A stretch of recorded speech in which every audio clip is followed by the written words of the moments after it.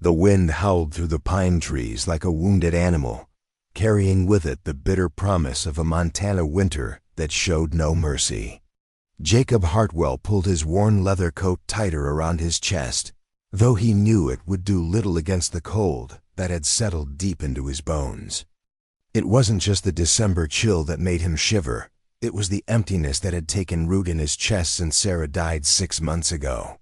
Before we jump back in, tell us where you're tuning in from, and if this story touches you, make sure you're subscribed, because tomorrow I've saved something extra special for you.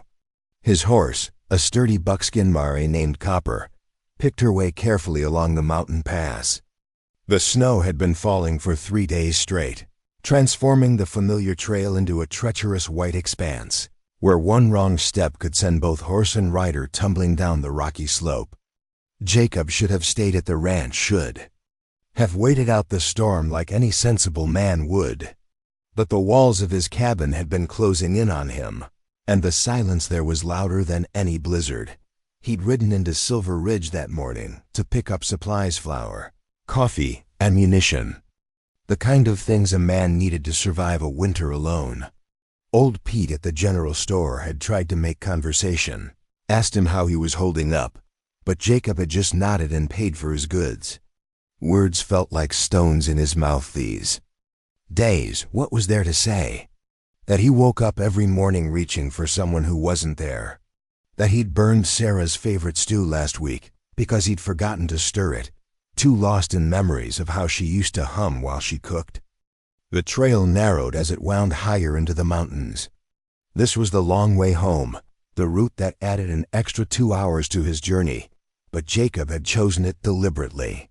The main road would have been easier, faster, but it passed by the churchyard where Sarah was buried. He wasn't ready to see that stone marker again, wasn't ready to face the proof that she was really gone. Copper suddenly threw her head up, ears swiveling forward. Jacob's hand instinctively moved to the rifle strapped to his saddle. Mountain lions weren't uncommon in these parts, and a hungry cat wouldn't think twice about attacking a lone rider. But as he scanned the white landscape, he saw no yellow eyes gleaming from the shadows, no telltale tracks in the fresh snow dot. Then he saw a splash of crimson against the pristine white, just off the side of the trail. Blood. His throat tightened. Probably a deer taken down by wolves, he told himself. Nothing to concern him. He should keep riding, get home before the storm worsened. But Copper was already moving toward it, drawn by some instinct that Jacob couldn't explain. As they drew closer, the red resolved itself into fabric silk, impossibly delicate and completely unsuitable for Montana winter. And beneath it, partially buried in a snowdrift, was a person. Jacob's heart kicked hard against his ribs as he swung down from the saddle, his boots crunching through the snow. She was young, probably no more than 20, with black hair that spilled across the white snow like ink. Her skin held a golden tone that marked her as Chinese, and her dress god. Her dress was the kind of thing you'd see in a San Francisco parlor, all embroidered silk and delicate buttons, now stiff with ice.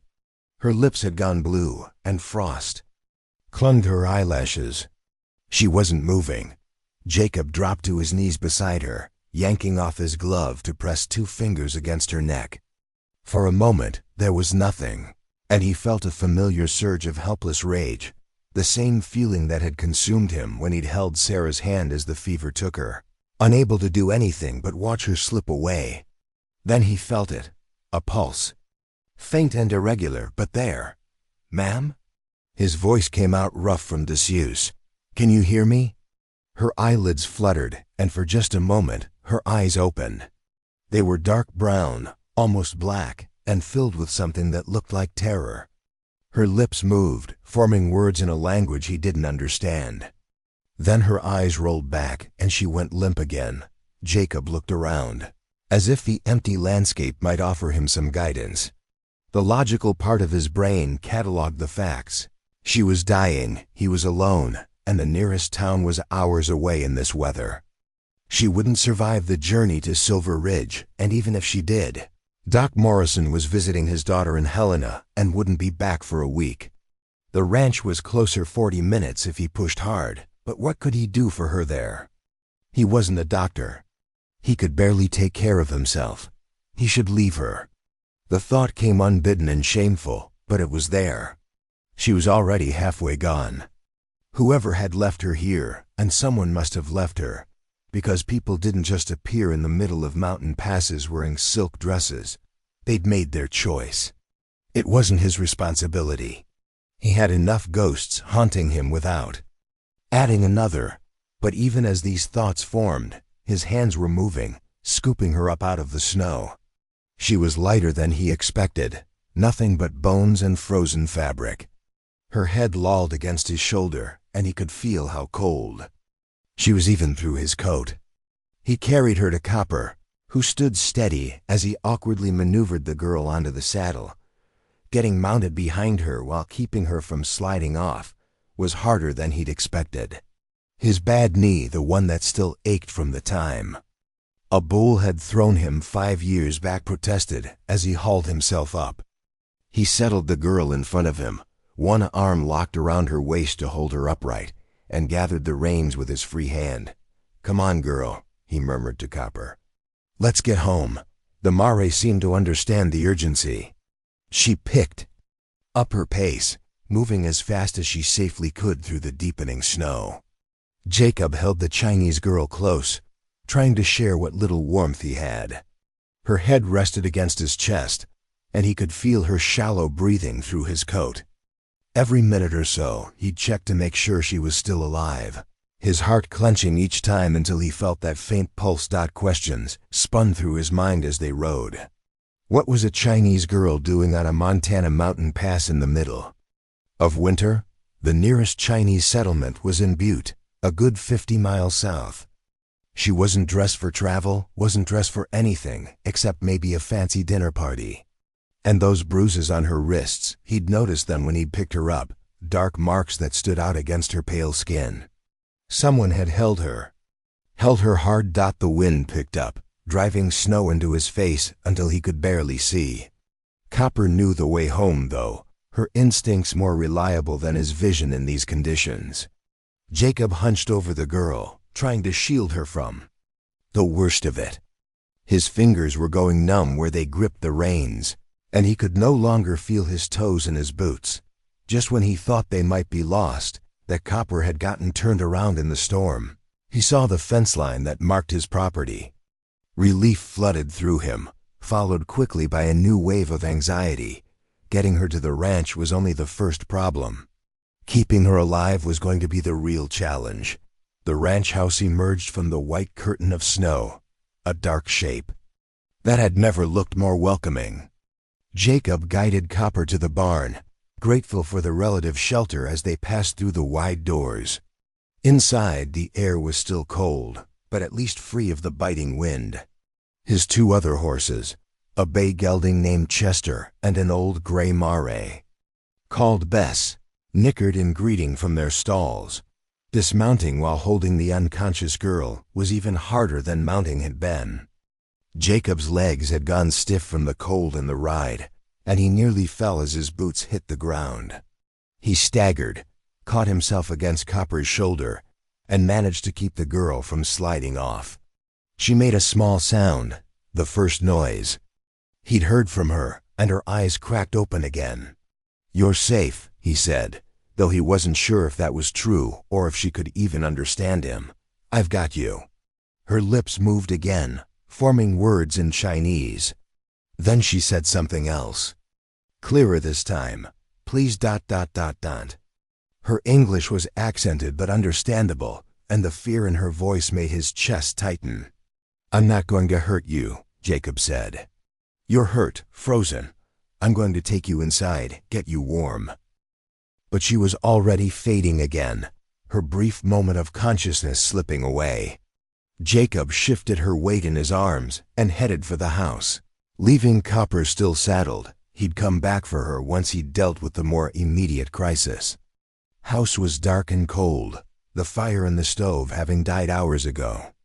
Jacob kicked the door shut behind him and carried the girl to the bedroom, his bedroom, the one he'd shared with Sarah, He hadn't been able to sleep there since she died. Had been making do with the old couch in the front room. But it was the warmest room in the house, closest to the kitchen where he could stoke up the stove. He laid her on the bed, then immediately went to work on the stove, building up a fire that would drive the chill from the house. His hands shook as he struck the match, and he had to force himself to slow down to do it right. A house fire wouldn't help anyone. While the stove heated up, he went back to the bedroom. The girl's dress was soaked through, frozen in places, and he knew he needed to get her out of it before hypothermia took her completely. This was the kind of thing Sarah would have known how to handle. She'd always been the practical one. The one who knew about medicine and nursing. Jacob had worked with animals all his life, knew how to birth a calf or set a horse's broken leg. But human anatomy was different. He found Sarah's old nightgown in the chest at the foot of the bed. The one she'd worn on cool summer nights. His throat tightened as he held it, remembering how she'd looked in it, her hair loose around her shoulders. Then he shook off the memory and set it aside, getting the girl out of her wet clothes, while maintaining some sense of decency was awkward and difficult. He kept his eyes averted as much as possible, focusing on the practical task at hand. The silk dress was buttoned up the back with what seemed like 100 tiny buttons, many of them frozen solid. He ended up having to cut through the fabric in places, cursing his clumsy fingers. Underneath, she wore layers undergarments that were just as soaked and frozen as the outer dress. More bruises became visible as he worked, on her ribs, her shoulders, the back of her legs. Someone had beaten her, and recently. Anger kindled in his chest, a hot spark in the cold numbness that had defined him for months, when he finally had her in Sarah's nightgown, covered with every blanket he could find. He went to work on warming the house properly. He filled pots with snow and set them on the stove to melt for warm water. He made coffee, strong and black, because he needed something to do with his hands. He went back out to the barn to unsaddle Copper and care for the horses, his mind spinning with questions he couldn't answer. By the time he came back inside, stamping snow from his boots, the house had warmed considerably. He filled a basin with warm water, not too hot. He knew that much about treating hypothermia, and carried it to the bedroom. The girl was still unconscious, her breathing shallow but steady. He took one of Sarah's old cloths and began carefully warming her hands and feet, trying to bring circulation back gradually. "Who are you?" he asked in the silent room. "And what the hell happened to you?" No answer came, just the sound of the wind outside and the crackle of the fire. Jacob settled into the chair beside the bed, the one Sarah used to sit in when she was mending or reading. He should sleep, knew he'd need his strength for whatever came next. But every time he started to doze off, he'd jerk awake, checking to make sure the girl was still breathing. Somewhere around midnight, her eyes opened again. This time, they focused on him with more awareness, though confusion and fear were still written clearly across her face. She tried to sit up, gasped at what must have been pain from her injuries, and fell back against the pillows. "Easy, Jacob," said, holding up his hands in what he hoped was a non-threatening gesture. "You're safe here. I found you in the snow. You were dying." She stared at him for a long moment, and he could see her mind working, trying to assess whether he was telling the truth. Then she spoke, her English halting but clear. "They will come looking. You must ... you must send me away." "Who will come looking?" But she was fading again, her burst of consciousness depleting what little strength she had. "Dangerous," she whispered. "He is ... very dangerous." Then her eyes closed, and despite Jacob's attempts to rouse her, she slipped back into unconsciousness. He sat back in his chair, his mind racing. Dangerous. Someone was dangerous. Someone who would come looking for her. He thought about those bruises, about her terror, about the fact that she'd been left to die on a mountain pass in the middle of winter. Jacob stood and walked to the window, pulling back the curtain to look out at the storm. The snow was still. falling heavy, covering everything in white. If someone was coming, they wouldn't be coming tonight. The storm would keep everyone holed up, would buy him time to figure out what to do. He should take her to the sheriff in Silver Ridge as soon as the weather cleared. Let Tom Bradshaw handle whatever trouble was chasing this girl. That was the smart thing to do, the safe thing. Jacob had no business getting involved in other people's problems. He had enough of his own, but as he looked back at the girl small and broken in Sarah's nightgown, surrounded by Sarah's blankets and Sarah's bed, he knew he wasn't going to do this smart thing. Maybe it was because saving her was the first thing that had made him feel alive in 6 months. Maybe it was because he recognized that look of desperate fear, having felt it himself when he'd watched Sarah die. Or maybe it was simply because he was tired of being alone with his grief, tired of the silence and the emptiness. Preparing and narrating this story took us a lot of time, so if you are enjoying it, subscribe to our channel. It means a lot to us. Now back to the story. Whatever the reason, Jacob Hartwell had made his choice the moment he'd pulled her onto his saddle. Now he just had to figure out how to keep them both alive long enough to understand what he'd gotten himself into. Dawn came reluctantly, gray light filtering through windows still rattled by wind. Jacob woke with his neck stiff from sleeping. In the chair, his coffee from the night before stone cold in the mug beside him. The girl hadn't stirred since her brief moment of consciousness at midnight. He checked her pulse again, stronger now, more regular, and felt something unclench in his chest.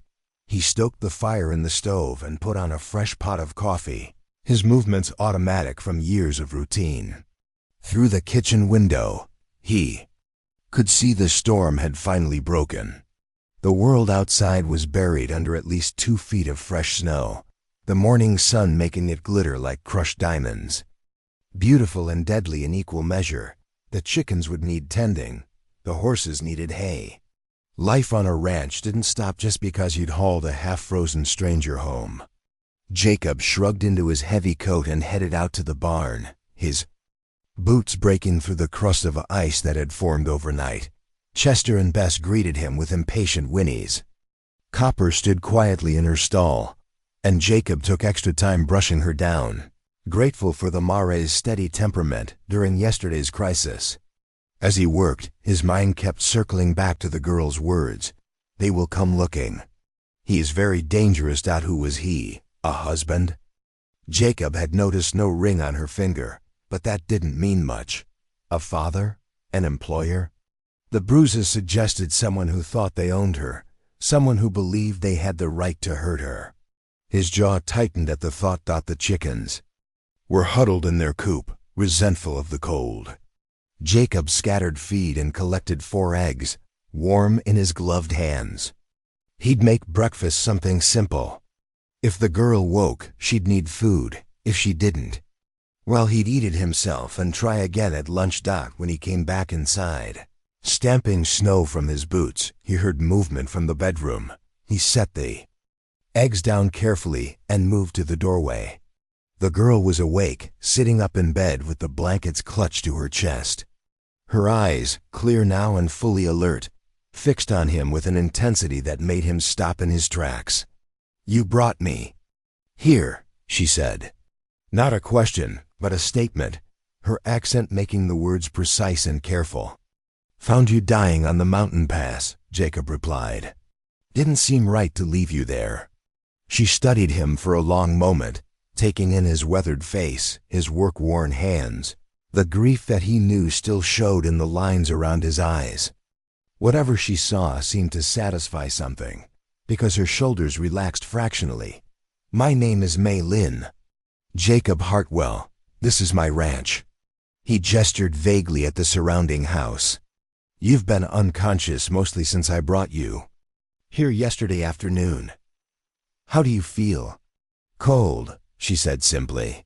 Then, with what might have been the ghost of humor, "Less cold than before, I think."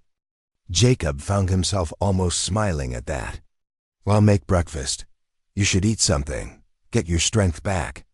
"Mr. Hartwell." Her voice stopped him as he turned toward the kitchen. You need to understand something. The people who are looking. For me, they are not good men. If they find me here, they will hurt you, kill you maybe. You should take me to town, tell the law, and forget you ever saw me. Storm dumped 2 feet of snow last night, Jacob said. Main road won't be passable for at least 3 days, maybe more. And even if it was, I'm not sure the law is going to help you much. Something flickered across her face, resignation, maybe, or a bitter kind of knowing. You understand more than you say. I understand you were beaten and left to die. I understand you're scared. Rest is just details. He moved into the kitchen, cracking eggs into a pan. You drink coffee? Yes. There was surprise in her voice, as if she hadn't expected such a normal question. Please. He made breakfast while she watched from the bedroom doorway, wrapped in one of Sarah's quilts. She'd found his wife's old slippers too, he noticed, several sizes too big and shuffling on her small feet. The sight created an odd ache in his chest, not quite grief, but something adjacent to it. Your wife? Maylin asked, gesturing to the nightgown she wore. The word came out rougher than he intended. 6 months ago. Fever took her. I'm sorry. The sympathy in her voice sounded genuine, not the hollow condolences he'd grown tired of hearing. It is hard, losing someone. Yeah. Jacob plated the eggs, added some bread he'd baked 2 days ago. You lose someone too? Her hands tightened on the quilt. Many someones. My family, back in China, and then. She trailed off, accepting the plate he offered. Thank you. They ate in silence. Jacob at the small kitchen table, Maylin perched on the edge of the chair across from him. She ate slowly, as if her stomach wasn't sure it could handle food. But she finished everything on her plate. Color was coming back into her face, though the bruises stood out starkly against her skin in the morning light. You said he last night, Jacob said finally. Before you passed out again. Said someone was dangerous, that they'd come looking. Maylin set down her fork, her expression going carefully blank. It is better if you do not know the details. Maybe. But I figure I've got a right to know what kind of trouble I'm harboring. Harboring, she tasted the word. That is what you think you are doing, isn't it? She looked down at her hands, at the bruises circling her wrists like dark bracelets. When she spoke again, her voice was so quiet he had to lean forward to hear it. His name is William Thornton. He owns the Silver Star Mining Company. You know. Jacob felt something cold settle in his gut. Everyone in Montana knew the Silver Star. It was one of the biggest operations in the territory, with mines in 3 counties and enough political influence to make or break local governments. William Thornton was more than just a rich man. He was power incarnate, the kind of person who could make problems disappear. I know it, he said carefully. I was brought to America 3 years ago, Maylin continued, her eyes still fixed on her hands. They said I would work in a restaurant. Good wages, a chance to send money home to my mother. But the restaurant was not a restaurant. It was. She hesitated, searching for words. A place where men come to buy women. Jacob's jaw clenched. He'd heard of such places, though he'd never set foot in one. In the mining camps and railroad towns, Chinese women were often trafficked under false pretenses, trapped in brothels with no way out. Thornton was a customer, Maylin said. But he decided he wanted more than a customer gets. He bought my contract, said I would be his alone. Kept me in a house in Butte, like a bird in a cage. Her voice had gone flat, emotionless, as if she were reciting facts about someone else's life. At first, he was kind. Gave me dresses, jewelry. But kindness from a man like that always has a price. He hurt you. When I tried to leave, yes. When I refused to do what he wanted, yes. When he drank too much, yes. She finally looked up, meeting Jacob's eyes. 3 days ago, I learned he planned to sell me to a man in Denver. A collector, he called him. Someone who likes to hurt women. For pleasure. I knew if I went to Denver, I would die there, so I ran. Jacob absorbed this, his mind working through the implications. The silk dress. That was his? He liked me to dress fine. Said it showed I belonged to something better than a common brothel. Bitterness edged her words.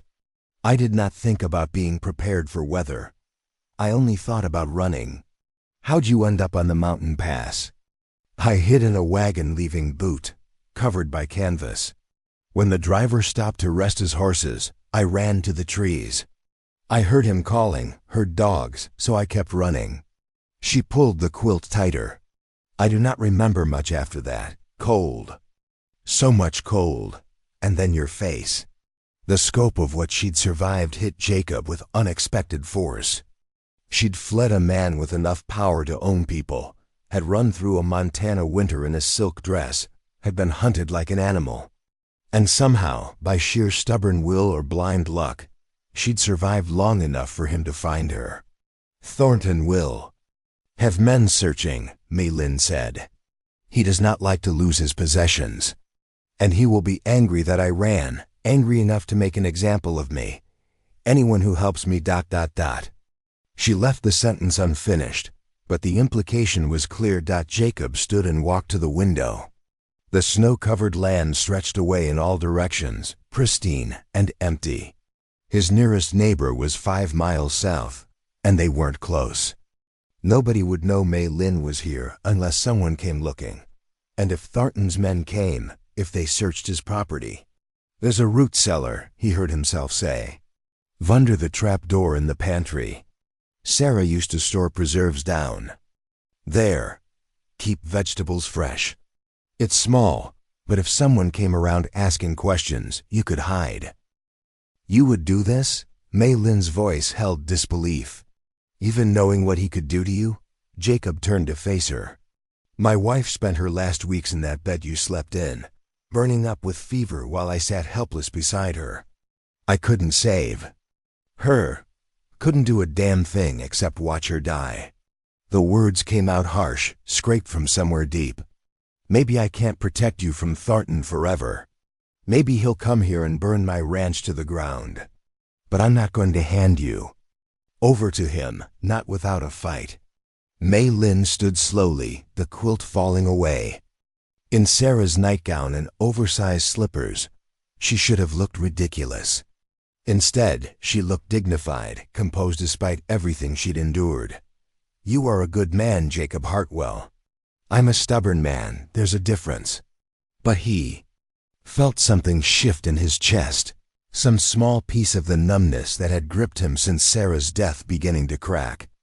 You should rest more. You've been through hell. I have been through hell, she agreed. But I am still here. That means something. Over the next 2 days, they settled into an uneasy routine. Maylin's strength returned gradually. By the second morning, she insisted on helping with household tasks, despite Jacob's protests that she should rest. He found her in the kitchen, attempting to work out his coffee pot with a determined expression. The water goes in the top, he said from the doorway. She jumped, then frowned at the pot. I have never used one like this. In Thornton's house, servants made coffee. Here, I'll show you.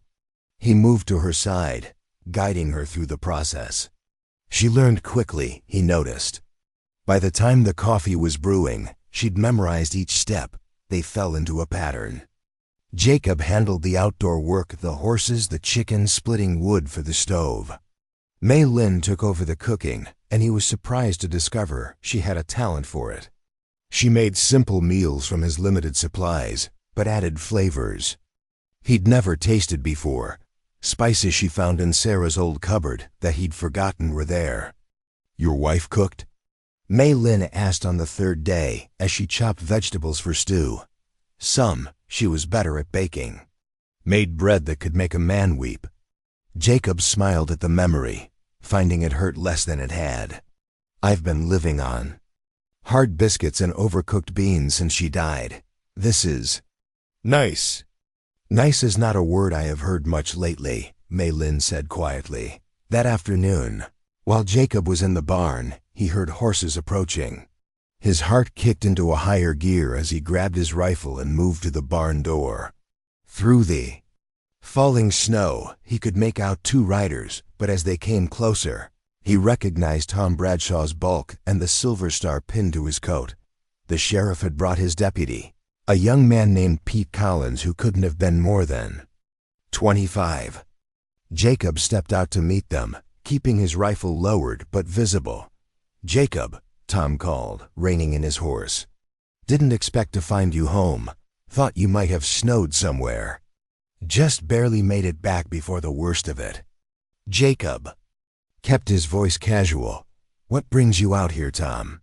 "Looking for someone." Tom dismounted, his expression serious. "Chinese girl, about 20 years old, ran away from a man in Butte 3 days back. Man's name is William Thornton. Maybe you've heard of him?" "Heard the name." Jacob's grip tightened on his rifle. "Can't say I've heard of any Chinese girl, though. Thornton's offering $500 for information leading to her return," Pete said eagerly. "Says she's dangerous, stole from him." "Dangerous?" Jacob let skepticism color his voice. "A 20-year-old girl. That's what the man says." Tom's eyes were sharp as they studied Jacob's face. "You sure you haven't seen anything unusual?" "No tracks, no signs of anyone passing through." "Storm would have covered any tracks by now," Jacob said. "And I've been keeping close to the house. Haven't been out riding the property." Tom nodded slowly. "Mind if we take a look around?" Just to be thorough, Jacob's mind raced. Maylin was in the house. If they searched, they'd find her in minutes. But refusing would only make Tom more suspicious. "Sure, but I'd appreciate it if you made it quick. I've got stock that needs tending." They searched the barn first, Pete poking into every stall and corner while Tom made conversation about the weather and the roads. Jacob's palms were sweating despite the cold. When they finished with the barn, Tom headed for the house. "Won't find much," Jacob said, following them inside. "Like I said, been keeping to myself." The house was warm, the stove crackling with fresh wood. Everything looked normal, no sign of Maylin anywhere. Tom walked through the kitchen, glanced into the front room. Then his eyes moved to the closed bedroom door. That bedroom? Yeah, Jacob's heart was pounding. Had Maylin heard them arrive? Was she hiding in the root cellar, or was she still in the bedroom trapped? Tom opened the door. The room was empty, the bed neatly made. Sarah's quilt was folded at the foot, and nothing looked out of place. Tom grunted and closed the door again. "Satisfied?" Jacob asked. "I suppose." Tom headed back toward the kitchen, then paused by the pantry. "What's down there?" "Root cellar." "You want to check it too?" Tom studied him for a long moment, and Jacob had the uncomfortable feeling that the sheriff saw more than he was letting on. But finally, Tom shook his head. "No need, like you said. Storm would have covered any tracks. If the girl came this way, she'd probably frozen to death by now." "Probably," Jacob agreed, though the words left a bitter taste in his mouth. After they left, Jacob waited a full 10 minutes before calling out softly, "They're gone." The trap door in the pantry floor lifted slowly, and Maylin climbed out, her face pale. "I heard everything." "You did good, staying quiet." Jacob helped her up, noticing how her hands shook. "Tom's a decent man, but $500 is a lot of money, and he doesn't know what Thornton really is." "No one knows," Maylin said. "That is how men like him survive. They show the world a respectable face while doing terrible things in private. Well, he doesn't know you're here. That buys us some time." Jacob moved to the window, watching the sheriff's horses disappear into the distance. "But we need a plan. Soon as the road's clear, they'll widen the search. Someone will come back. Then I will leave." Maylin's voice was steady, but he could hear the fear beneath it. "I will go before I bring more trouble to you." "And where?" You won't last a day out there, and every town between here and the border will have Thornton's men watching." Jacob turned to face her. "No, we need something better than you just running." "What?" Then, Jacob thought about Tom's eyes, about the suspicion he'd seen there. Thought about $500 and the pull that kind of money could have on a man's conscience. Thought about Maylin's bruises and the flat, dead tone of her voice when she described Thornton's plans for her. "I don't know yet," he admitted, "but we'll figure something out." "We have to," that night as the wind picked up again outside. Jacob sat in Sarah's chair while Maylin slept fitfully in the bed. He thought about the choice he'd made, about the danger he'd invited into his life. A wiser man would have let Tom take her, would have pocketed the reward money and told himself he'd done the right thing. But Jacob had stopped being wise the day he'd pulled a dying woman onto his saddle. Now he just had to pray that his stubborn foolishness wouldn't get them both killed. The following morning brought clear skies and bitter cold. Jacob was in the barn mucking out stalls when he heard the crunch of boots on frozen snow. His hand went instinctively to the pitchfork, but he relaxed when he recognized the figure approaching, Martha Brennan, his closest neighbor from 5 miles south, bundled in so many layers she looked twice her normal size. "Martha!" He stepped out to greet her, wondering if his face showed the spike of panic he felt. "What brings you out in this weather?" "Could ask you the same about having visitors, Jacob Hartwell." Martha's shrewd eyes fixed on him. She was 60 if she was a day, had buried 2 husbands and raised 7 children on this unforgiving land. Nothing much got past her. "Saw smoke from your chimney yesterday and the day before." More smoke than a man living alone usually makes. Jacob's mind raced. Martha was known for her sharp tongue and sharper observations. She was also the closest thing Sarah had to a friend out here. Been keeping the house warmer. Gets lonely when it's this cold. Martha didn't sound convinced. "Tom Bradshaw stopped by my place yesterday. Said he was looking for a runaway Chinese girl, asking if I'd seen anything unusual." Her eyes stayed on Jacob's face. Told him no, of course. But then I got to thinking about all that smoke. Jacob weighed his options. He could deny everything, send Martha away, and hope she kept quiet. Or he could trust the woman who'd sat with him through Sarah's final days, who'd brought him food for weeks after the funeral when he'd been too lost in grief to feed himself. "You'd better come inside," he said finally. Maylin was in the kitchen, kneading dough for bread. She froze when Jacob entered with Martha, her eyes going wide with fear.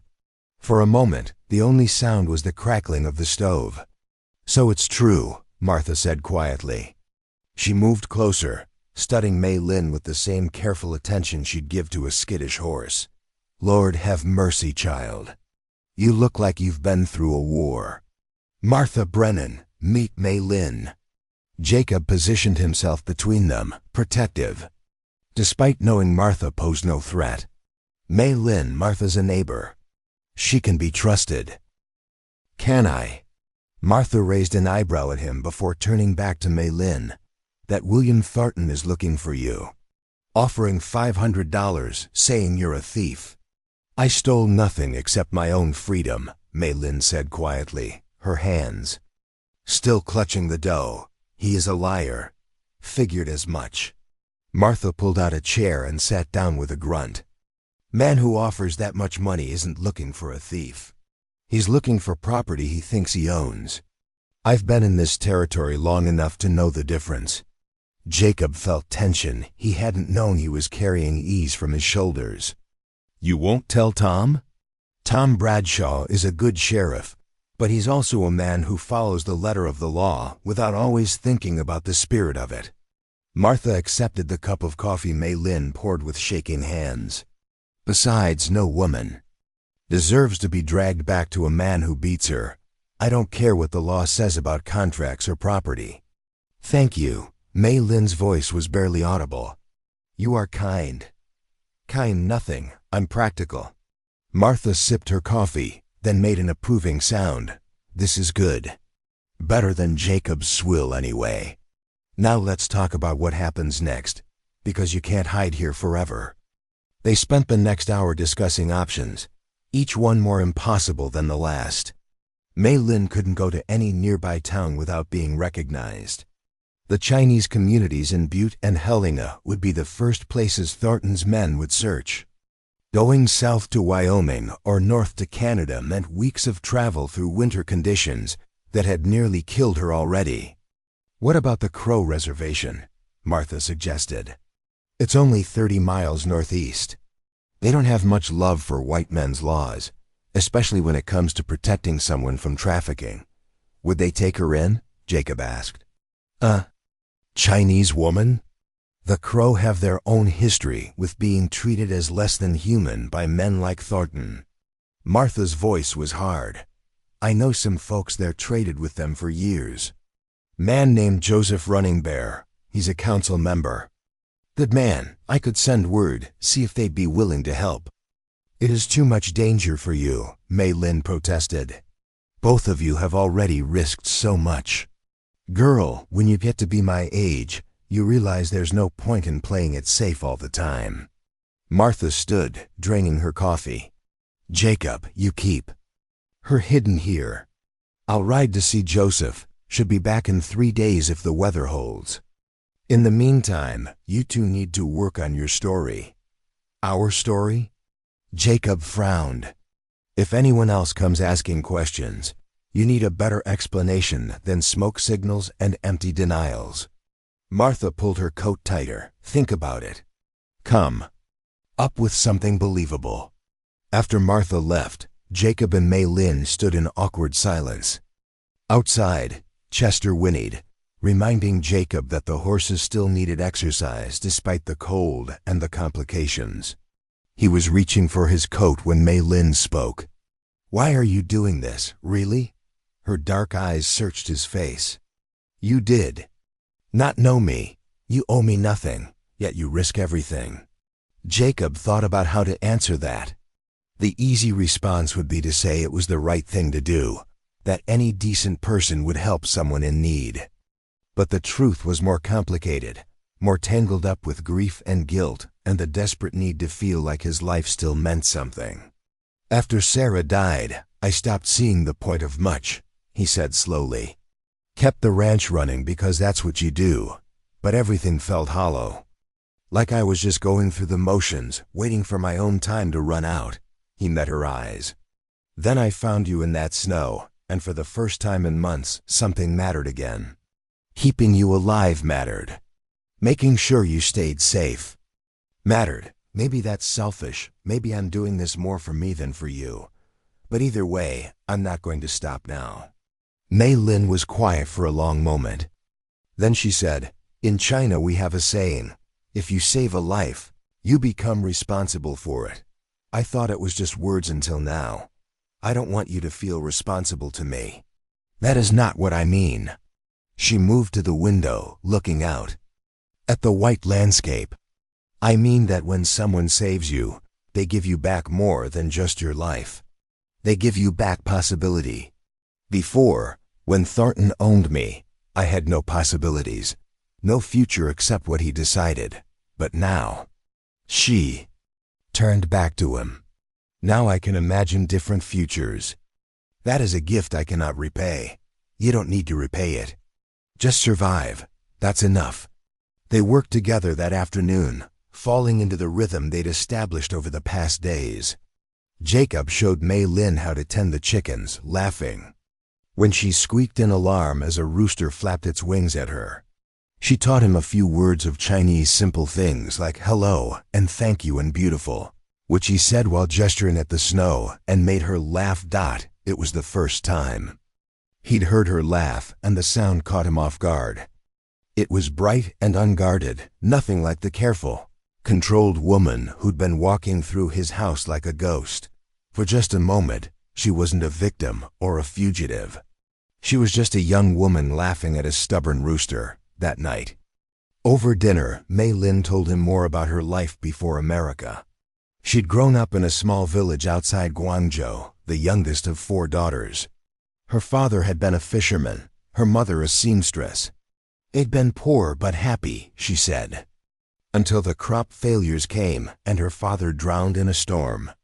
"My mother could not feed us all," Maylin said, stirring her tea. "When the men came offering work in America, she thought she was giving me a better life. She did not know what they really wanted." Bitterness crept into her voice. Or maybe she did know, and survival meant more than honor. "Don't blame your mother," Jacob said. "Desperate people make desperate choices." "Is that what you tell yourself? About letting me stay here?" He considered that. Maybe, or maybe some choices aren't about desperation. Maybe they're about being willing to fight for something worth fighting for. And I am worth fighting for? The question held genuine curiosity, not false modesty. Everyone is. Your life, your freedom, those aren't things anyone should have to beg permission for. Jacob stood, collecting their plates. Thornton thinks he can own people because he's rich and powerful. Proving him wrong? That seems worth fighting for. To me. On the second day of waiting for Martha's return, Jacob was repairing a section of fence near the main road when he spotted riders approaching. 4 men, moving with purpose. His blood ran cold as he recognized the lead rider, a hard-faced man named Vincent Cross. Known throughout the territory as Thornton's enforcer, Jacob made himself continue working on the fence, keeping his movements casual even as his heart hammered. Cross and his men reined in their horses 20 feet away. "Hartwell," Cross called out. His voice was rough, like gravel being crushed. "Need to ask you some questions." "Already talked to the sheriff, Jacob." Sighed, not looking up from his work. "Told him everything I know, which is nothing. Maybe your memory needs refreshing." Cross dismounted, and his 3 men followed suit. They spread out, forming a loose semicircle. "Mr. Thornton is very interested in recovering his property. Very motivated. We've been authorized to conduct thorough searches of all properties in the area." "You have a warrant?" Jacob straightened, meeting Cross's eyes. "Don't need a warrant when we're searching for stolen property." Cross's smile didn't reach his eyes. "Now you going to cooperate, or do we need to convince you?" Jacob's hand moved to his hip where his pistol usually hung. But he'd left it in the house, not expecting trouble. Stupid. Cross noticed the gesture, and his smile widened. "Looking for this?" One of Cross's men held up a rifle, Jacob's rifle, which he'd left leaning against the fence. "Found it just lying around, careless." The situation was spiraling out of control fast. 4 armed men against one, and if he resisted, they'd have an excuse to tear apart his property. Jacob forced himself to stay calm, to think. "Fine, search the barn, search the house. You won't find anything. We'll be the judge of that." Cross jerked his head at 2 of his men. "You 2, check the barn. Riley, you're with me on the house." Jacob followed them back to the ranch, his mind racing. Maylin had to have heard the horses approaching. She knew to hide in the root cellar. But would she have had enough time? And would Cross and his men be thorough enough to find the trap door? The barn search was brutal. They tore through everything, appending crates, scattering hay, even climbing into the loft to check the rafters. Jacob watched helplessly as months of organized supplies were destroyed. Chester and Bess stamped nervously in their stalls, sensing the violence in the air. When they found nothing, Cross led the way to the house. Jacob's palms were sweating despite the cold. The main room, the bedroom, they tore through both with ruthless efficiency. Drawers were pulled out and overturned. Mattresses slashed open, shelves swept clean. "What's this?" Riley stopped in front of the pantry, nudging the door open with his boot. "Pantry, you see a Chinese girl hiding in there?" Jacob kept his voice level. Riley stepped inside, scanning the shelves of canned goods and dry supplies. His eyes moved down to the floor, and Jacob's breath caught in his throat. The trap door was visible if you knew to look for it, a square outline in the wooden floor, with a recessed metal ring for lifting. But Riley was looking at the shelves, not the floor. After a moment, he grunted and backed out. Nothing. Relief flooded through Jacob, so intense it made him dizzy. But it was short-lived. Cross was watching him with narrowed eyes, reading something in Jacob's face. "You know something," Cross said quietly. "I can see it. Where is she, Hartwell?" "Don't know what you're talking about." Cross moved fast, his fist connecting with Jacob's gut before he could react. Jacob doubled over, gasping for air. Another blow caught him across the jaw, sending him sprawling to the floor. Blood filled his mouth from a split lip. "Let's try this again," Cross said, standing over him. "William Thornton wants his property back. Anyone who helps or disappears is standing between him and what's his. You really want to be that stupid?" Jacob spit blood onto his own floor. "I told you, haven't seen any Chinese girl." Cross drew back his boot, and Jacob braced for the kick. But before it could land, a voice cut through the room like a blade. "Stop!" Everyone turned. Maylin stood in the pantry doorway, her face pale, but composed. She'd climbed out of the root cellar, Jacob realized. Heard the violence and chosen to reveal herself rather than let him take more punishment. "Well, well." Cross's expression was triumphant. "There you are. Mr. Thornton's been worried sick about you." "I am sure he has," Maylin said. Her English was careful, precise, nothing like the frightened girl who'd whispered warnings in the dark. This was someone else, someone harder, who'd survived things that would have broken weaker people. "I will go with you. But you leave him alone. He did not know I was here. I hid without his knowledge." "That's not," Jacob started, but Cross's boot caught him in the ribs, cutting off his words. "Shut up," Cross said. Then to Maylin, "Get your things. We leave now. I have nothing to get." Maylin walked forward, her movements deliberate. As she passed Jacob, still gasping on the floor, her eyes met his for just a moment. In that look, he saw apology and gratitude and something that might have been goodbye. Cross grabbed her arm roughly, pulling her toward the door. His men followed, satisfied smiles on their faces. The $500 reward was as good as in their pockets. Jacob pushed himself to his hands and knees, every breath sending sharp pain through his ribs. Through the window, he watched them mount up, watched Cross lift Maylin onto his horse, like she was nothing more than a sack of grain. She didn't struggle, didn't cry out. She just sat there, straight-backed and silent. As they rode away, when the sound of hoofbeats had faded, Jacob finally managed to stand. He stumbled to the kitchen, spit more blood into the basin. His reflection in the window showed a split lip, a darkening bruise along his jaw, and eyes that held a fury he hadn't felt since Sarah died. Maylin had given herself up to save him.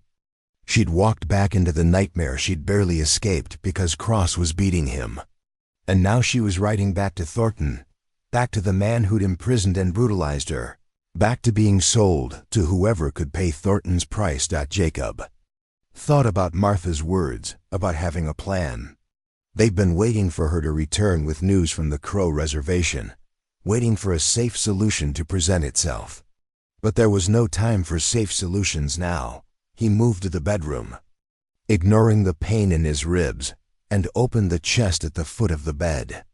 Beneath Sarah's quilts and winter clothes, he found what he was looking for, his old cavalry pistol from his army days, the Winchester rifle he'd carried through 3 campaigns, and a box of ammunition he'd hoped never to use again. Jacob had done his killing years ago in a uniform that gave him permission and orders that made it seem righteous. He'd thought those days were behind him, buried with his youth and his innocence. But as he loaded the weapons with hands that remembered every movement, he understood that some things never really ended. They just waited for the right reason to come back. Maylin had given him a reason. And Jacob Hartwell wasn't going to let her sacrifice be for nothing. Jacob was saddling copper when he heard a wagon approaching. He spun, rifle in hand, then lowered it when he recognized Martha's weathered face beneath a fur-lined hood. But she wasn't alone. A crow man sat beside her on the bench, his long black hair streaked with gray, his dark eyes taking in everything with calm assessment. "This is Joseph Running Bear," Martha said, climbing down with effort. Her eyes went wide when she saw Jacob's battered face. "Good Lord, what happened?" "Cross and his men, they took her." Jacob's voice was rough, each word edged with barely controlled rage. "I'm going after them." Joseph dismounted with fluid grace despite his age. He studied Jacob for a long moment, then spoke in accented but clear English. "How many men?" "4, including Cross. They're heading back to Butte." "Figure." "Taking her to Thornton." Jacob checked the rifle's action, the familiar movements helping him focus. "I leave in 5 minutes." "You will die in 5 minutes," Joseph said flatly. 4 armed men, and you go alone with anger clouding your judgment? This is how foolish men become dead men. I don't have time for caution. Every hour they have her." Jacob's voice cracked. He steadied himself. "You don't know what Thornton will do to her for running. I know exactly what men like him do." Joseph's expression was hard. "My sister was taken by white men when she was 16. They found her body 3 months later in a creek bed. So do not tell me I do not understand." He moved to the wagon, pulling back a tarp to reveal weapons: rifles, a bow, a tomahawk. "But charging and angry only adds your body to the count. Martha told me about the girl.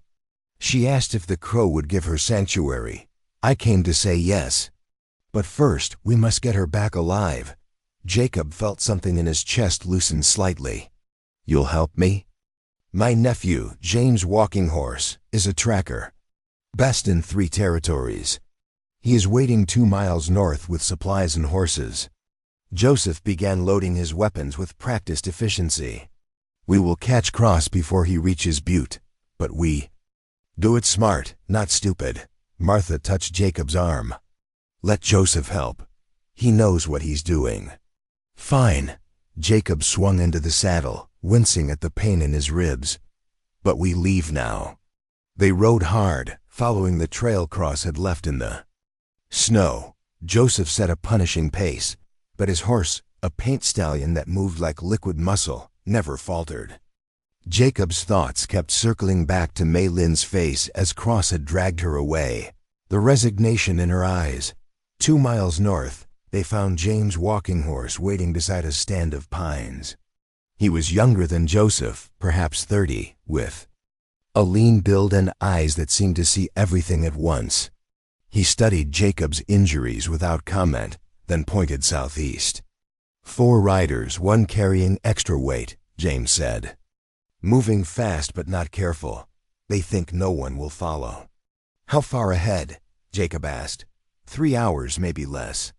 They stopped once to rest horses. James mounted smoothly. "But there is something else." 2 more riders joined them from the east. 6 men now, Jacob swore. 6 against 3, and he was already injured. The odds were getting worse by the minute. But Joseph just nodded, as if he'd expected this. "Thornton is careful. He sends reinforcements." Joseph looked at Jacob. "This does not change things. Only means we must still be smarter." They rode in silence, James leading them along paths that paralleled the main trail. He moved like a ghost through the forest, finding routes Jacob would never have seen. Occasionally, he'd dismount to examine tracks or broken branches, reading the story Cross's group had left behind. As the sun began its descent, painting the snow in shades of orange and pink, James held up his hand. They stopped, and he pointed ahead to where smoke rose from a small clearing. "They make camp," he whispered, confidence, careless. Jacob's hand tightened on his rifle. "Then let's not waste their mistake." "Wait." Joseph grabbed his arm. "We scout first. Know their positions, their weapons, how they guard the girl. Then we plan." Every instinct in Jacob screamed to charge forward, to end this now. but he forced himself to nod. Joseph and James moved forward on foot, disappearing into the trees with barely a sound. Martha stayed with the horses, her own rifle across her. "Lap, that girl means something to you," Martha said quietly. "More than just saving someone in need." Jacob didn't answer immediately.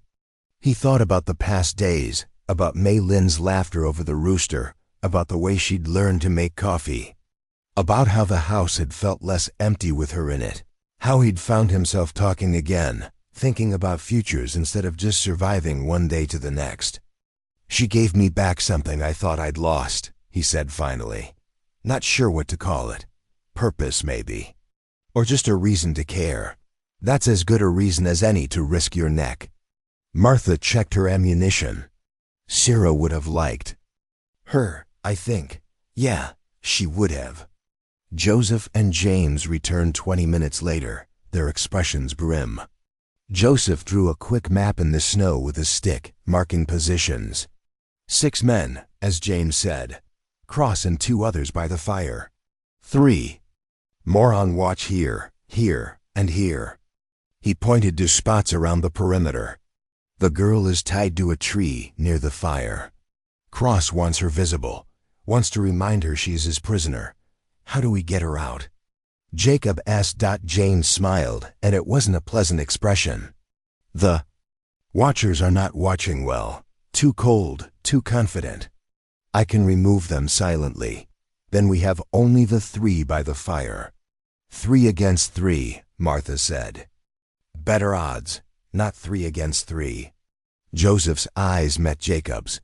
"I know you want to be the one to save her. But you are injured, and Cross knows your face. If he sees you, he will kill the girl immediately, just to hurt you. So you must trust us to do this part." Jacob wanted to argue, wanted to be the one who cut Maylin free and put a bullet in Cross's skull. But Joseph was right. His bruised ribs slowed him down, and Cross would recognize him instantly. If he wanted Maylin to survive, he had to let others take the lead. "What do you need me to do?" he asked. "Be ready with horses. When we bring her out, we run fast. Thornton will send more men when Cross does not return. We must be gone before they come." The plan was simple, which made it either brilliant or suicidal. Jacob wasn't sure which. James would eliminate the sentries one by one, using the darkness and his intimate knowledge of moving unseen. Joseph would position himself with a clear shot at Cross. Jacob and Martha would wait with the horses, ready to flee the moment Maylin was free. As night fell, Jacob watched James disappear into the shadows. Minutes stretched like hours. His hands were shaking from cold or nerves, he couldn't tell. Martha sat beside him, calm as stone, but her knuckles were white where she gripped her rifle. A night bird called out Joseph's signal. The first sentry was down, then another call, different pitch. The second sentry. Jacob counted his own heartbeats, each one too loud in his ears. A third call. All 3 sentries eliminated, and the men by the fire had noticed nothing. Now came the dangerous part. Through the trees, Jacob could see the fire's glow, could make out Cross's bulky silhouette. Maylin sat against the tree, her head bowed. Was she hurt? Unconscious? He couldn't tell from this distance. Joseph moved like smoke, positioning himself behind a fallen log 40 yards from the fire. His rifle came up slowly, sighting on Cross. James circled around to the other side, bow in hand. Against the firelight, the men were perfect targets. But one wrong move, one shout of alarm, and Maylin would die. Jacob saw James's arm draw back.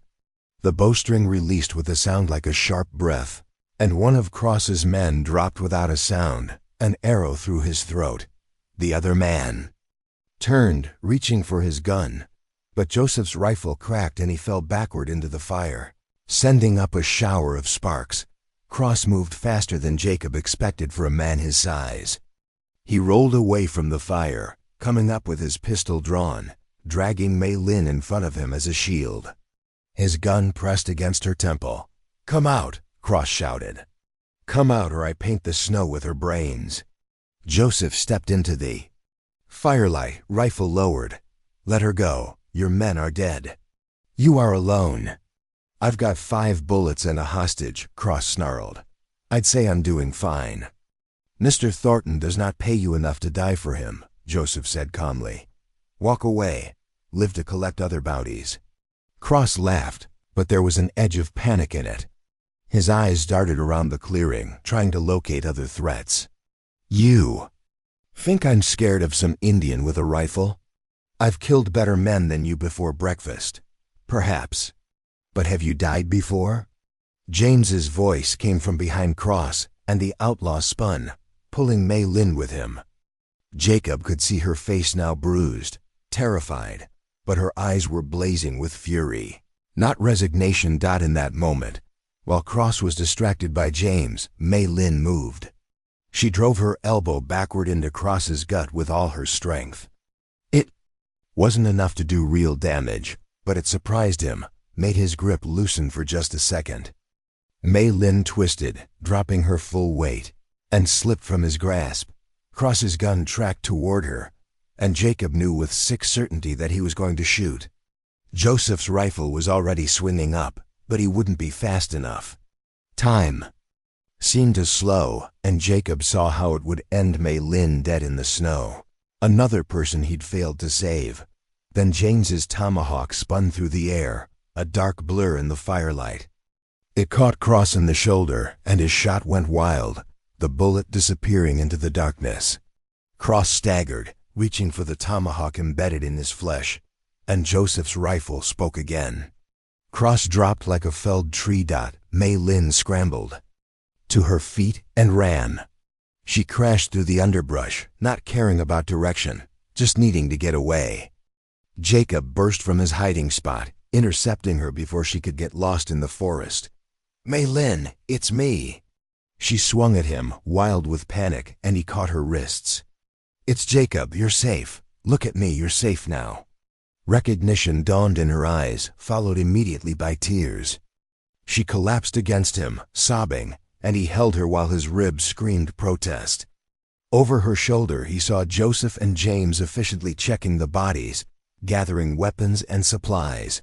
We must move, Joseph called. Gunshots will carry. Others may come. Jacob helped Maylin to where the horses waited. Martha had a blanket ready, wrapping it around the younger woman's shoulders. Maylin was shaking so hard her teeth chattered, but she managed to climb onto Copper in front of Jacob. They rode through the night, pushing the horses hard. James led them on a winding route that doubled back and crossed streams, destroying their trail. Every hour, Joseph would stop to listen, making sure they weren't followed. Jacob held Maylin close, feeling her gradually stop shaking as the distance grew between them, and the camp. Dawn found them at the edge of Crowlands, where a group of riders waited. Joseph's people, come to escort them to safety. An older woman dismounted and approached Maylin, speaking softly in a language Jacob didn't understand. Maylin responded haltingly, and the woman nodded with satisfaction. She speaks some Mandarin, Joseph explained. Many Crow traded with Chinese railroad workers. She will help translate, make Maylin feel welcome. Jacob watched as the woman led Maylin toward the other riders, saw how gently they treated her, offering food and water and kind words. This was safety, he realized. This was the future Joseph and Martha had planned, Maylin living with the Crow, protected by their sovereignty from Thornton's reach. But as Maylin turned back to look at him, Jacob felt something twist in his chest. She was safe now. The mission was accomplished. She didn't need him anymore. He should feel relief, satisfaction at a job well done. Instead, he just felt hollow. You can visit, Joseph said quietly, as if reading his thoughts. Our lands are open to you. You helped return one of ours. My nephew's daughter married a Chinese railroad man. Their children are part of our community. You are a friend now. Thank you. Jacob's voice was rough. For everything. Thank your stubborn heart. Not many white men would risk what you risked. Joseph clasped his shoulder. Now go home, rest, heal, and when you are ready, come back. I think perhaps the girl would like to see you again. Martha drove Jacob back to his ranch in her wagon, neither of them speaking much. The sun was high by the time they reached his property, revealing the destruction Cross's men had left behind. Jacob stood in his torn-apart house, looking at the overturned furniture and slashed mattress, and felt a weariness that had nothing to do with his injuries. I'll help you clean up, Martha offered. No, you've done enough. More than enough. Jacob managed a smile. Go home, Martha. I'll be fine. After she left, Jacob built up the fire and made coffee. He set Sarah's chair upright and sat in it, staring at nothing. The house felt emptier than ever, the silence more profound. For a few days, there had been life here, laughter and conversation, and the simple comfort of another person's presence. Now it was gone, and he was alone again, except he wasn't quite alone. On the kitchen table, he found something Maylin must have left before Cross took her, a small piece of paper with careful Chinese characters. He couldn't read them, but below, in English, she'd written, "Thank you for giving me back my life. I will not forget." Jacob folded the note carefully and put it in his pocket, over his heart. Then he stood and began the work of putting his house back together, one piece at a time. It was slow going with his injuries, but he didn't mind. For the first time since Sarah died, he had something to look forward to, a reason to heal, a reason to make the house welcoming again. Because Joseph was right. When he was ready, Jacob would visit Crowlands. And maybe, if he was lucky, Maylin would be glad to see him. Maybe there were possibilities waiting, futures neither of them had imagined yet. Maybe saving her life had saved his too, in ways he was only beginning to understand. 3 days after the rescue, Sheriff Tom Bradshaw appeared at Jacob's door. The lawman's face was unreadable as he surveyed the still visible damage to Jacob's home. The overturned furniture Jacob hadn't yet fully restored. The broken dishes swept into a corner. Heard Vincent Cross turned up dead, Tom said without preamble. Him and 5 others. Found in a camp about 20 miles south of here. Jacob kept his expression neutral. That so? Bodies were torn up pretty bad. Could have been animals after they were dead, or could have been a message. Tom stepped inside uninvited, his boots tracking snow across the floor. 3 had arrows in them. Crow arrows, if I'm any judge. You know anything about that? I know Cross. And his men busted into my house, beat me, and tore the place apart looking for something I didn't have. Jacob touched his still swollen jaw. After that, I kept to my property. What happened to Cross isn't my concern. Tom was quiet for a long moment, studying Jacob's face the way he might study a suspect's alibi. William Thornton is making a lot of noise, says the Chinese girl murdered Cross and his men. Says she's dangerous, possibly insane. He's demanding the army get involved, wants them to search Crowlands. Can they do that? Treaty says they can't without provocation. But Thornton's got friends in Washington, and he's pushing hard. Tom moved to the window, looking out at the snow-covered range.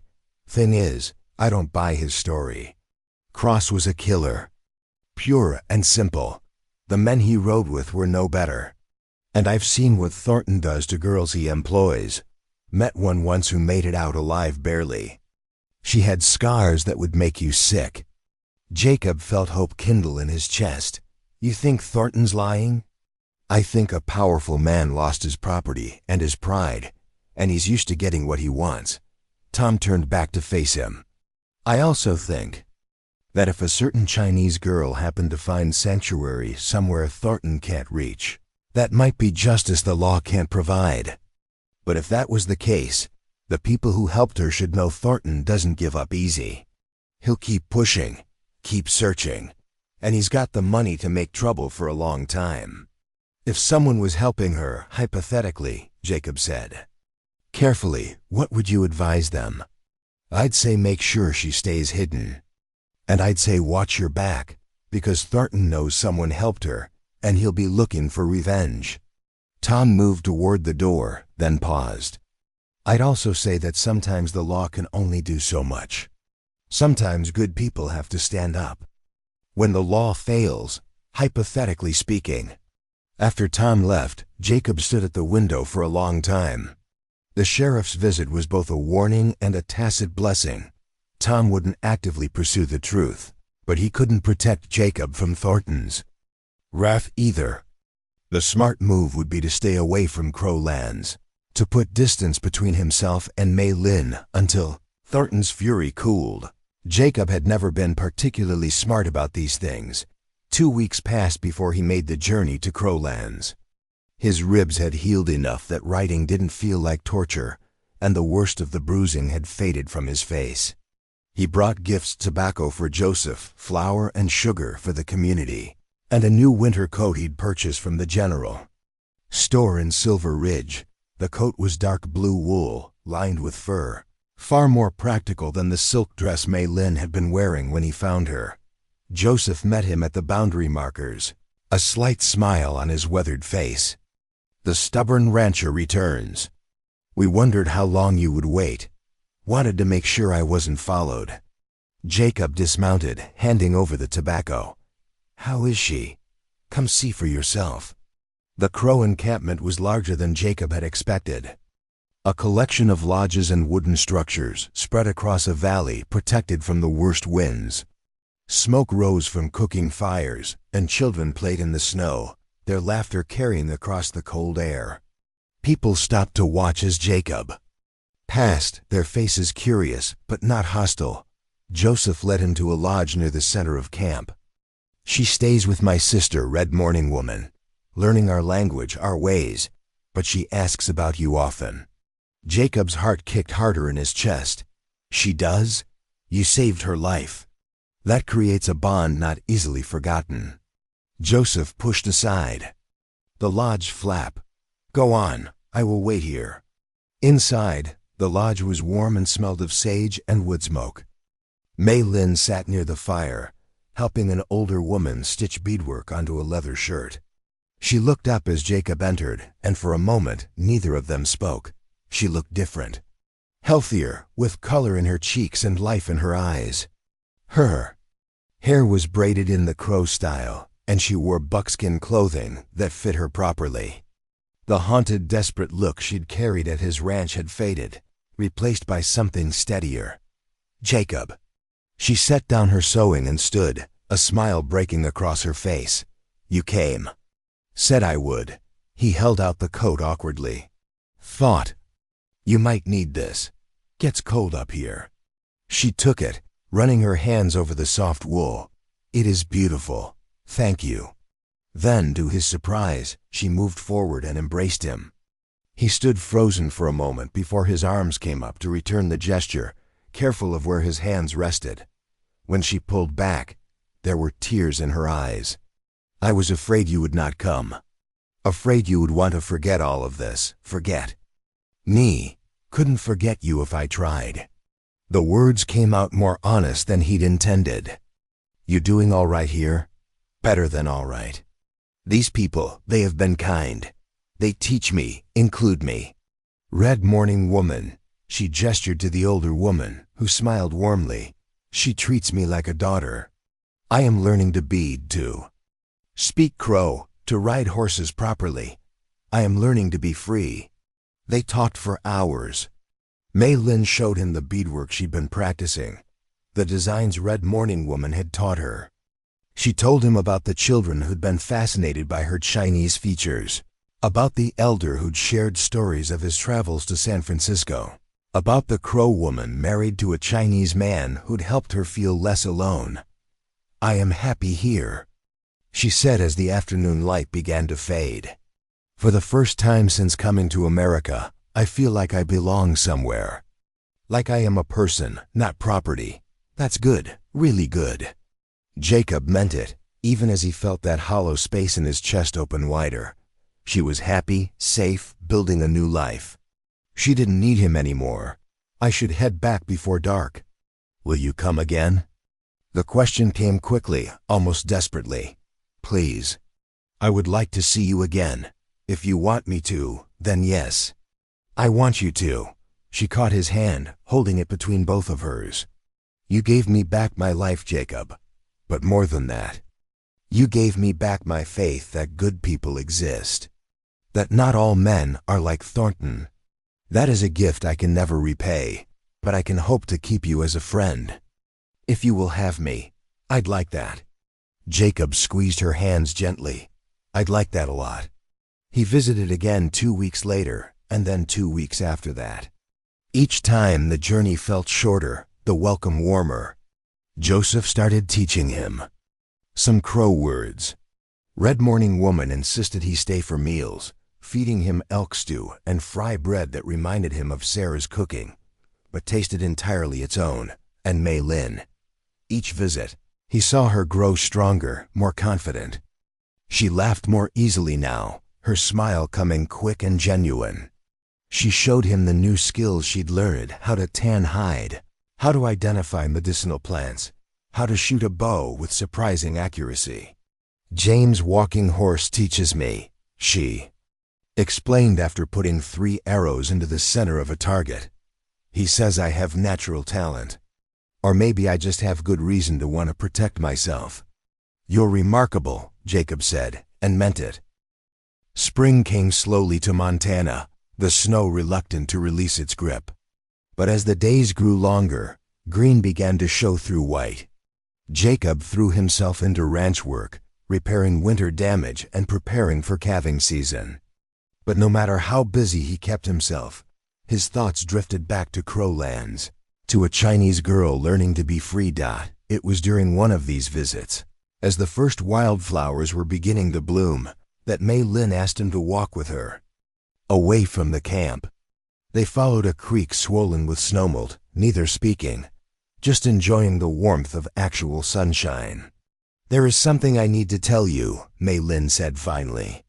About Thornton. Jacob felt tension coil in his shoulders. What about him? Joseph has scouts who watch. They say Thornton is still searching, still offering rewards. But more than that. She paused, choosing her words carefully. They say he has hired more men, dangerous men. Not to find me anymore, but to punish those who helped me escape. Let him come. Jacob's voice was hard. I'm not afraid of Thornton or his hired guns. I know you are not afraid. That is what worries. Maylin stopped walking, turning to face him. You have already risked so much. I do not want you to suffer more because of me. Then what do you want? She looked at him for a long moment, and something shifted in her expression, a decision being made, a line being crossed. I want you to understand that you do not owe me anything more. You saved my life. You brought me to safety. That is enough. If you stop visiting, if you go back to your ranch and forget about all of this, I would understand. I would not blame you. And if I don't want to forget? The question hung between them. If I want to keep visiting, keep seeing you, what then? Then I would be happy. Her voice was soft. Happier than I have been in a long time. But I need you to be safe. I need to know that I am not putting you in danger just by existing in your life. Jacob reached out, gently touching her cheek. She leaned into his hand, her eyes closing briefly. Maylin, I was barely living before I found you. Just going through motions, waiting for my life to end. You changed that. You gave me a reason to care again, to fight again, to feel again. Whatever danger comes because of that, it's worth it. She opened her eyes, and he saw tears there. You are a good man, Jacob Hartwell, the best I have known. I'm just a man. But I'm a man who cares about you. The admission felt both terrifying and liberating. I don't know what that means yet, where it goes, but I know I want to find out. Maylin smiled through her tears. I would like to find out too. They stood there by the creek, snowmelt rushing past their feet, spring awakening around them. Jacob pulled her close, and she rested her head against his chest, over his heart. They didn't kiss, that felt too soon, too presumptuous. But they held each other, and that was enough. For now, that was everything. When Jacob returned to his ranch that evening, he found his barn door hanging open. His heart sank as he dismounted, rifle in hand. Inside, someone had scattered his hay, spooked his horses. On the wall, carved deep into the wood with a knife, was a message: "Thornton knows." Jacob stood staring at those words for a long time. Then he went to the house, built up the fire, and began cleaning his weapons. If Thornton wanted a war, he'd give him one. But he'd do it smart this time, not angry. He'd protect what mattered, fight for what he believed in, and he'd do it knowing that somewhere in Crow Lands, a Chinese girl who'd learned to be free was waiting for him to come back. That was worth any fight. That was worth everything. The next morning, Martha arrived with news. Joseph sent word. Thornton's hired men were spotted near the boundary markers. 6 of them, heavily armed. The Crow are preparing to defend their lands, but Joseph wants you to know you might want to stay away for a while. Keep yourself safe. Tell Joseph the first appreciate the warning, Jacob said. But I'm not hiding. If Thornton's men want to come after me on my own land, let them come. And tell Joseph something else. Tell him I'll stand with the Crow if it comes to a fight. They protected Maylin. That makes them family in my book. Martha studied his face, then nodded slowly. You're sure about this? About all of it? Jacob thought about Maylin's smile, about the way she'd leaned into his touch by the creek. Thought about having a reason to wake up each morning, having someone worth fighting for. I've never been more sure of anything in my life. Then I'll pass along your message. And Jacob? Martha touched his arm. Sarah would be proud of you. Proud of the man you still are, despite everything. After Martha left, Jacob stood in his doorway, looking out at his land. Spring was coming, bringing with it new growth and new possibilities, but it was also bringing a reckoning. Thornton wouldn't stop until he'd extracted his revenge, until he'd broken everyone who dared defy him. But Jacob wasn't the same man he'd been 6 months ago. He wasn't the grief-hollowed rancher who'd contemplated just letting himself freeze to death in the snow. He was someone who'd remembered how to fight, how to care, how to live. And he'd be damned if he'd let Thornton take that away from him now. The attack came 3 nights later, when the moon was dark and the wind carried enough noise to mask the sound of approaching horses. Jacob woke to Copper's frantic whinnying from the barn. He was out of bed instantly, rifle in hand, moving to the window.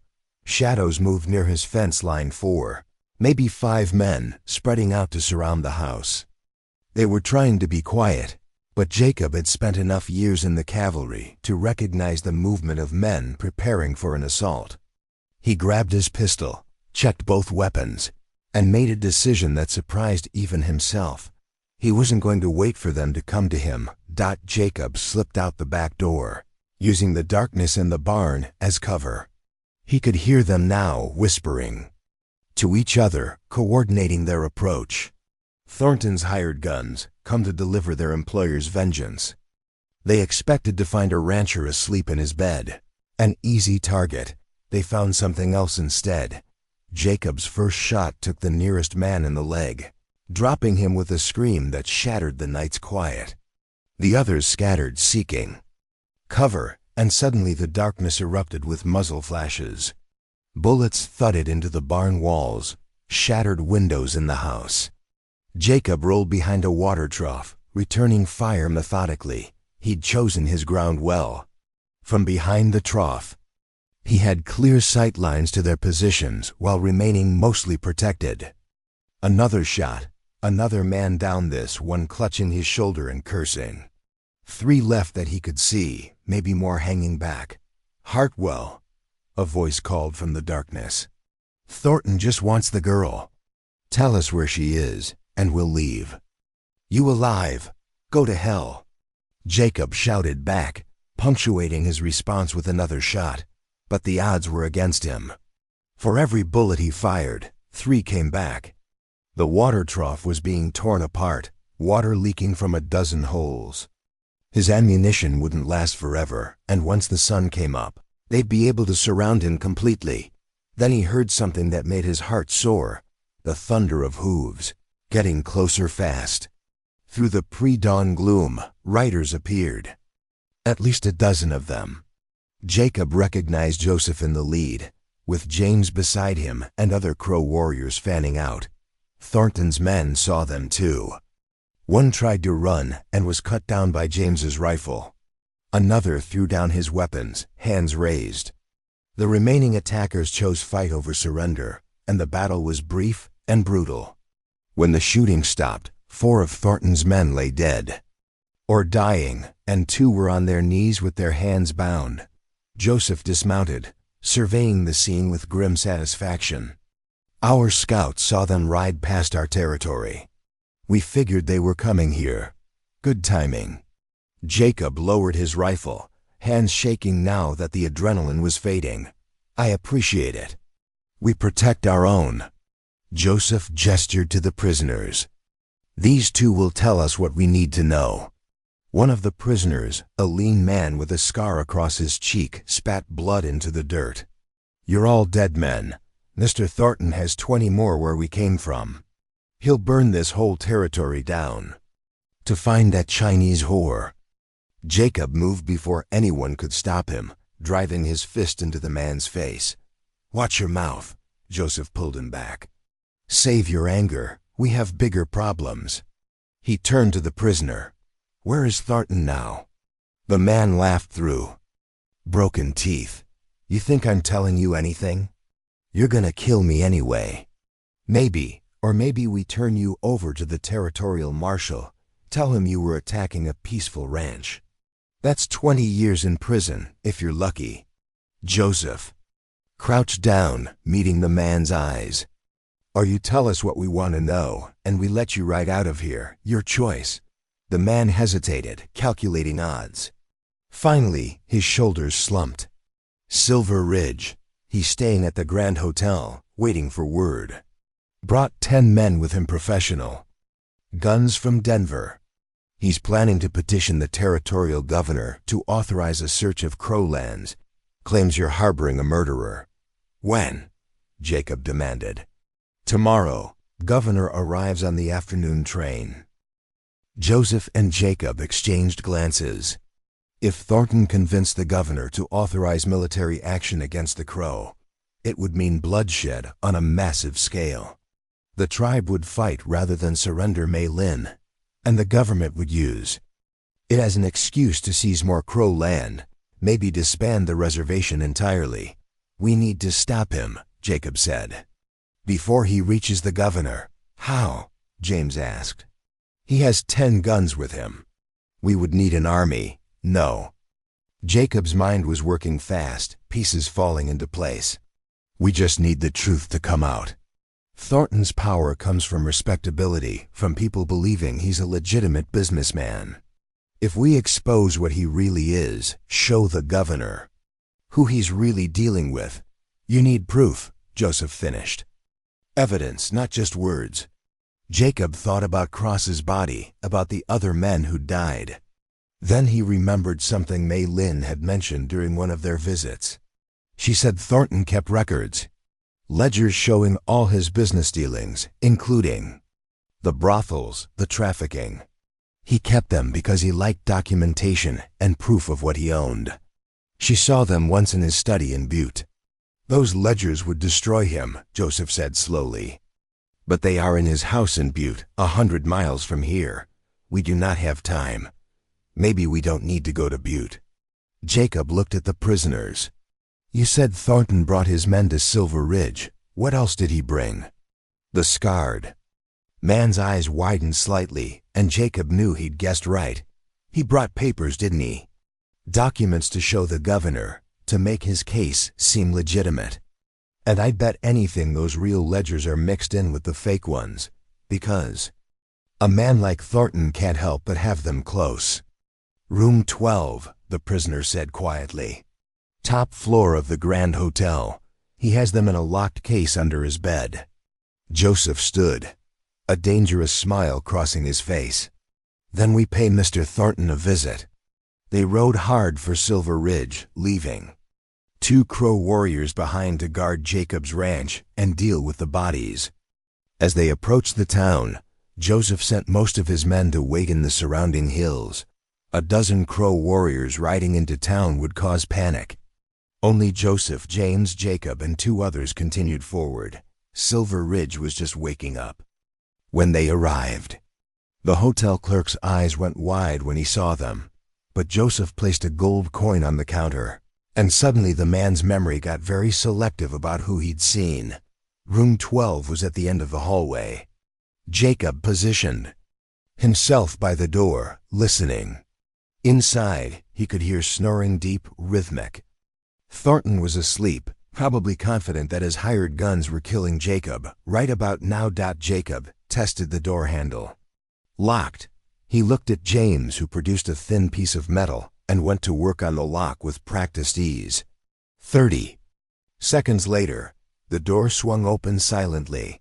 The room was lavish by frontier standards: thick carpet, velvet curtains, a brass bed where a large man slept beneath silk sheets. William Thornton in the flesh. He was older than Jacob expected, perhaps 50, with gray threading through his dark hair and jowls that spoke of too much rich food. Jacob moved to the bed and pressed his pistol against Thornton's temple. The man's eyes snapped open, and Jacob had the satisfaction of watching fear flood across that arrogant face. "Don't move. Don't scream. Just listen." Jacob's voice was cold. "Your men are dead. Your plan failed. And now you're going to give me those ledgers. I don't know what you're talking about." Thornton's voice was surprisingly steady for a man with a gun to his head. "I'm a legitimate businessman." "You're a slaver and a murderer," Jacob interrupted. "And we both know it." "The ledgers, where are they?" Thornton's eyes flicked toward the bed. Joseph and James were already moving, pulling out a leather case from beneath the frame. Joseph forced the lock with his knife and opened it. Inside were stacks of papers, account books, letters. His eyes widened as he scanned them. "This is everything," Joseph said quietly. "Names, dates, amounts paid for girls, payments to officials who look the other way, deaths that were covered up." He looked at Thornton with disgust. "You kept records of all your crimes." "Those are private business papers," Thornton blustered. "You have no right." "We have every right," Jacob said. "You came after an innocent woman. You sent men to kill me. You threatened an entire community. That gives us plenty of rights." "The governor won't believe you," Thornton said, but his voice had lost its certainty. "I have friends' influence. You're nobody, a failed rancher and a bunch of savages. Who do you think people will believe?" "Let's find out." Jacob hauled Thornton out of bed. "Get dressed. You're coming with us." An hour later, Jacob stood in Sheriff Tom Bradshaw's office, watching the lawman read through the ledgers with growing horror. Thornton sat in a chair, hands bound, his face having gone from red with outrage to pale with dawning understanding. "Sweet merciful Jesus," Tom muttered, turning another page. "He's documented everything. Every girl he bought, every official he bribed, He looked up at Thornton. "Did you think you were untouchable? That no one would ever see these?" "Those are stolen property," Thornton said, but his voice was weak. "Illegally obtained. They can't be used against me." "Maybe not in a court of law," Tom agreed. "But the governor doesn't need a court. He just needs to know the truth." He looked at Jacob. "The train arrives in 2 hours. Governor Mitchell is a hard man, but he's fair. If we show him this, Thornton's finished." The meeting took place in the Silver Ridge Town Hall, with half the town trying to crowd in to see. Governor Mitchell was a tall, stern-faced man who listened without expression as Tom laid out the evidence. He read through the ledgers, examined the documents, questioned both Jacob and Joseph about what had happened. Thornton tried to bluster, to deny, to call them all liars. But the evidence was overwhelming, and his desperation only made him look more guilty. When he tried to claim that Maylin had murdered his men, Jacob produced statements from the sheriff and witnesses that told a very different story. "Mr. Thornton," the governor said finally, his voice cold as mountain ice, "I've seen corruption before, but this is beyond the pale. You'll be arrested and held for trial on charges of human trafficking, bribery of public officials, and conspiracy to commit murder. Your assets will be frozen pending investigation. You can't do this." Thornton lunged forward, and 2 deputies grabbed him. "I have rights. I have friends in Washington." "You had friends," the governor corrected. "Now you have crimes to answer for. Take him away." As the deputies dragged Thornton out, still screaming threats and protests, Jacob felt something release in his chest. It was over. Really over. Maylin was safe, not just from Thornton's immediate reach, but from his power entirely. The governor turned to Jacob and Joseph. "I owe you both an apology. We've heard rumors about Thornton's activities for years, but he had too many people protecting him. You've done the territory a service by exposing him. We just protected someone who needed protecting," Jacob said. "Still, I want you to know that as long as I'm governor, the Crow lands will be respected. No unauthorized searches, no harassment. You have my word." He shook Joseph's hand, then Jacob's. "And if there's anything you need, you let me know." Jacob rode back to Crow lands with Joseph and James, the setting sun painting the sky in shades of orange and purple. When they arrived, word of what had happened had already spread. People came out to greet them, to celebrate, to hear the full story. Maylin was waiting by Red Morning Woman's Lodge. When she saw Jacob, she ran to him, and he caught her, lifting her off the ground. She was crying and laughing at the same time, and he found himself doing the same. "It's over," he told her. "Thornton's going to prison. You're free, really free." She pulled back to look at him, her hands framing his face. "Because of you. Because you would not give up, would not stop fighting. Because you were worth fighting." For that night, the Crow held a celebration. There was food and music, dancing and stories. Jacob sat beside the fire with Maylin close against his side, watching sparks rise into the star-filled sky. Joseph proposed a toast to unexpected alliances and stubborn hearts. Martha, who'd ridden over as soon as she heard the news, added her own toast to people who did the right thing even when it was hard. As the celebration wound down and people began drifting to their lodges, Maylin took Jacob's hand and led him away from the fire. They walked to the same creek where they'd stood weeks ago, where spring had just been beginning and possibilities had seemed both frightening and wonderful. "What happens now?" Maylin asked quietly. "You have your ranch. I have a place here with the Crow. We could both go back to our lives knowing Thornton can never hurt us again." "We could," Jacob agreed. "Or we could figure out something else, something new. What would that look like?" Jacob thought about his empty ranch, about the silence that had defined his life for so long. Then he thought about Maylin's laughter, about working beside her in his kitchen, about the way she made everything feel alive again. "I don't know exactly. Maybe you could visit the ranch sometimes, stay if you wanted. Or I could split my time between there and here. We could take it slow, figure it out as we go. I would like that." Maylin stepped closer, her hand finding his.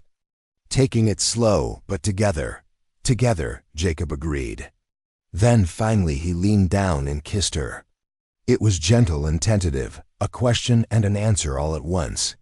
She kissed him back, her arms coming around his neck, and in that moment, Jacob understood that sometimes the most broken people find each other and become whole again. Months passed. Summer came to Montana, bringing green grass and wildflowers and long warm days. Jacob split his time between his ranch and Crow lands, building bridges between two worlds. Maylin learned ranching, and Jacob learned more about Crow traditions. They were careful with each other, respectful of the wounds they both carried.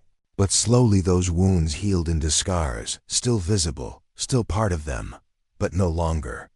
Bleeding Martha attended the small ceremony when on a crisp autumn day, Jacob and Maylin were married according to both white and Crow traditions.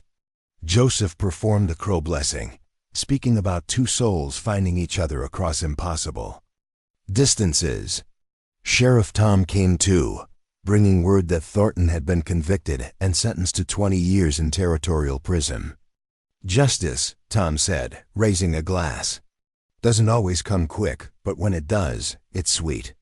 As winter approached again, a full year since Jacob had found a dying girl in the snow, he stood with Maylin on the porch of his ranch house, watching the first snowflakes fall.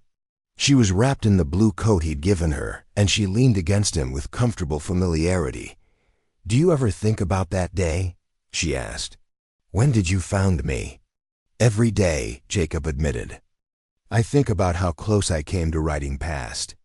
How different everything would be if I had. But you did not ride past. You stopped. You saved me." She turned to look up at him. "Why did you really do it, Jacob? The truth?" He considered the question, thinking back to that frozen afternoon, to the grief that had been drowning him. "Because I needed saving too. I just didn't know it until I saw you there in the snow. Saving you saved me. We rescued each other." Maylin smiled, that bright, unguarded smile that had become his favorite sight in all the world. "Then I am glad. We were both lost when we found each other." Inside the warm house, dinner was waiting. The table was set for 3. Martha was coming over, as she did most nights now.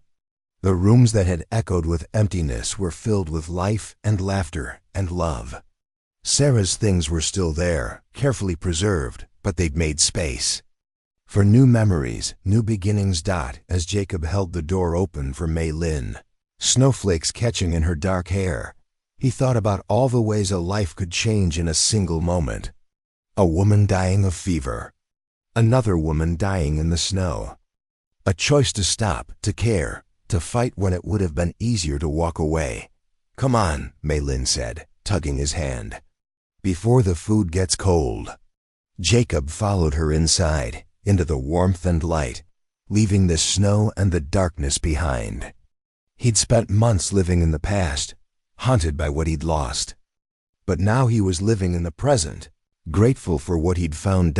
And when he closed the door against the winter night, he knew with absolute certainty that he was home. Not just in the house, but in the life he and Maylin were building together too. People who'd survived the impossible, who'd found each other when both had given up hope, who'd learned that sometimes the best things come from the worst moments, if you're brave enough to reach out and take them.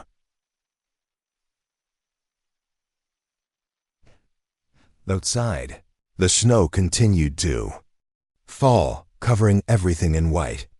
But inside, there was warmth and laughter and the sound of people who loved each other planning their tomorrow. And that, Jacob thought as he sat down to dinner with his wife and his friend, was all the ending anyone could ask for. It was also, in all the ways that mattered, a beginning. Up next, you've got 2 more standout stories right on your screen. If this one hits the mark, you won't want to pass these up. Just click and check them out. And don't forget to subscribe and turn on the notification bell so you don't miss any upload from